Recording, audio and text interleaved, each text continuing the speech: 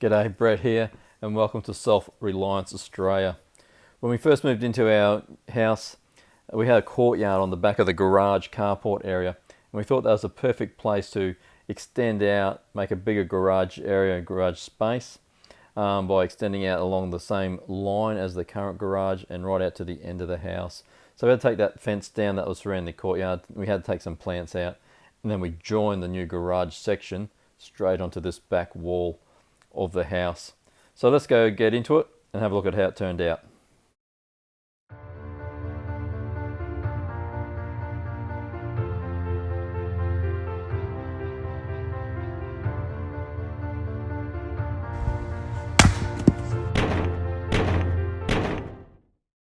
The reason for the new garage structure was for these two beauties. So these are Australian dingoes, Australian alpine dingoes if we want to get exact.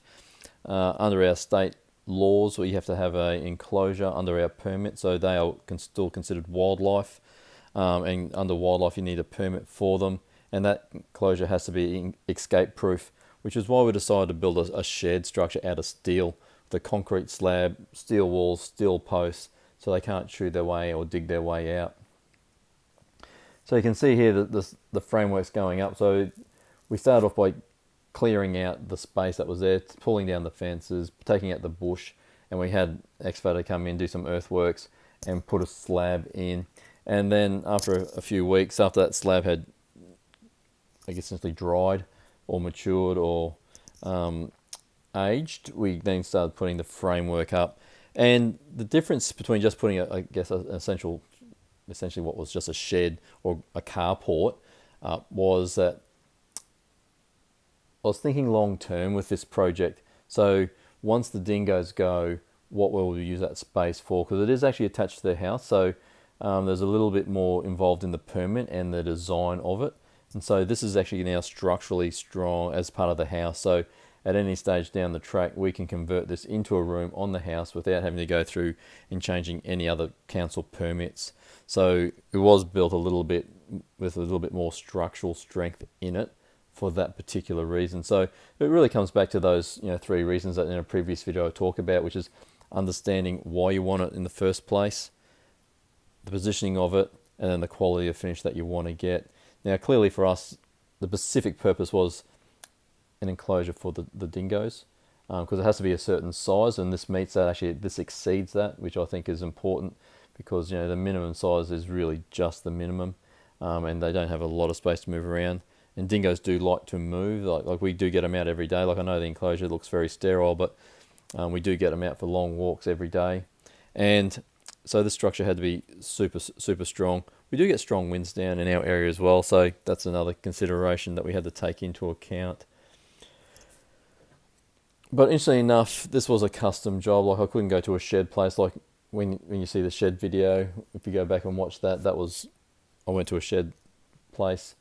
There's a pretty standard sort of a size shed. It's very easy for them to design, but they wouldn't do this particular job because it was custom. It was actually getting attached to the house, so everything had to be, all the angles had to be custom done, all the steel work had to be custom done, as opposed to just being mass produced, I guess, for a kit shed. But very happy with the way it's turned out. It does match into the house. It's very solid, and in some ways it probably has kept the back corner of the house, that particular area, a little bit warmer because the wind's not going through. You'll see that window there. I had to put that in. That's now facing the south side, which when you talk about positioning, so the wall off to the right there is on the western side, which is a lot of wind does come through on the west. It can be quite a cold, strong wind. So that wall there that you see now, whereas the southerlies, we still get rain and wind from the south by the way, but I had that window designed around the size of an old roller door that we had, and so the roller door has now been fitted, and you'll see that in the last part of the video, and it comes down and seals off when the weather turns bad. But that's what it looks like after it had all been put up, with nothing else in there now. So the slab's down, all the steel work's up and been finished off. So this is the shed area. And so technically it's not really a shed, it's actually an enclosure for our beautiful dingo. So for those that are overseas, this is our Australian wolf. She's there going, what are you doing? So this is what this room was essentially, well, it was purpose built for this reason. So that's the back wall of the house. And one of the very first photos you will have seen that window, and that photo was sort of taken down this way. In one of my early videos, I talk about the 3 things that you want to know before you build a shed. And so while this is not technically a shed per se, but it's a shed structure, what was the purpose? So that was the purpose, was actually a dingo enclosure that was going to be completely weatherproof and completely escape proof. So that's why even on these walls that have cladding on them, down the bottom, I've got corrugated iron. So they can't dig through because that cladding's not real thick and they could probably scratch their way through that or tear it off with their teeth. If you're wondering if that's an overkill, this little girl here has actually ripped a security door off a house and thrown it on the concrete slab back at our last house. So they're pretty strong. But also, I guess when we had this built, I was thinking more long term as well. So once the dingoes do go, I actually had it designed and built so it could be part of the house structure, and we could line it and actually have it as a room and legally have it as part of the house, like a room on the house. So there was a lot of extra engineering that had to go into this particular area, as opposed to just being a quick whack it up and have like a bit of a pergola with a few walls on it. But I did learn a lot from this, because this was the very first thing we did, and that's, you can see the shed up there. So that is the shed up there. So I learned a lot from doing this for when I actually put the shed up. And one of the things I did learn was that lining. So up in the shed, you'll notice I've got some silver lining, so insulation paper, which stops the condensation on the ceiling, but also just stops a bit of heat and stuff. And you know, if I had my time again, I would put that here as well, particularly because it would make it a lot more comfortable for her in here. The other one was the concrete slab. Now, one of the other videos I've put up, there's about sealing the floor on the shed. Now, when I built this, I intentionally decided not to seal it, and I now regret that.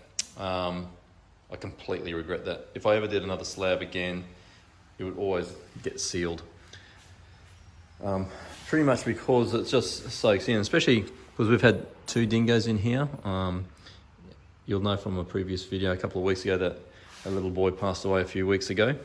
But because the concrete's not sealed, all the dirt, all the grime, you can even see footprints or boot marks here.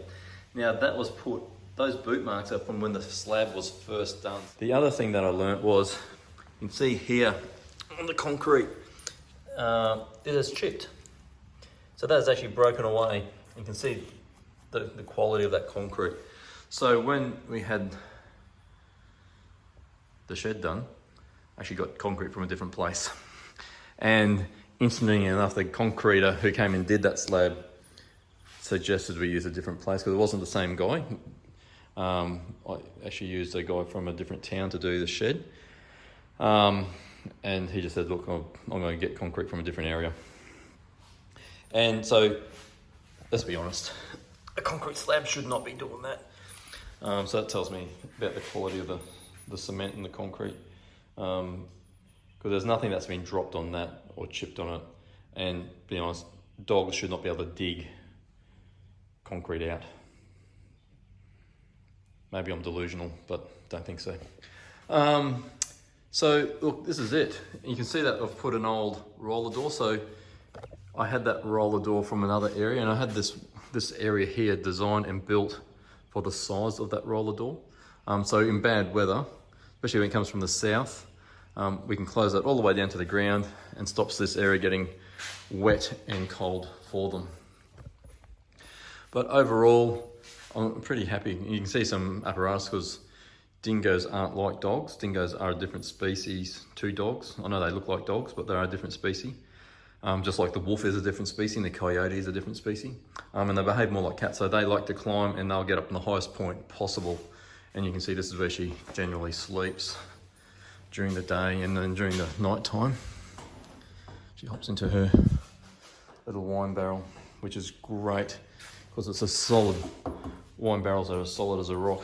Fantastic. And it's like a little dugout, which they quite often do. They normally dig little hollows to sleep in. So this is the space, very solid. At the moment, it's specifically designed and built for the dingoes, but it's been designed in a way that future-proof it, so we can use it as a room fully legally down the track without having to do any modifications or getting extra council permits. So that's it.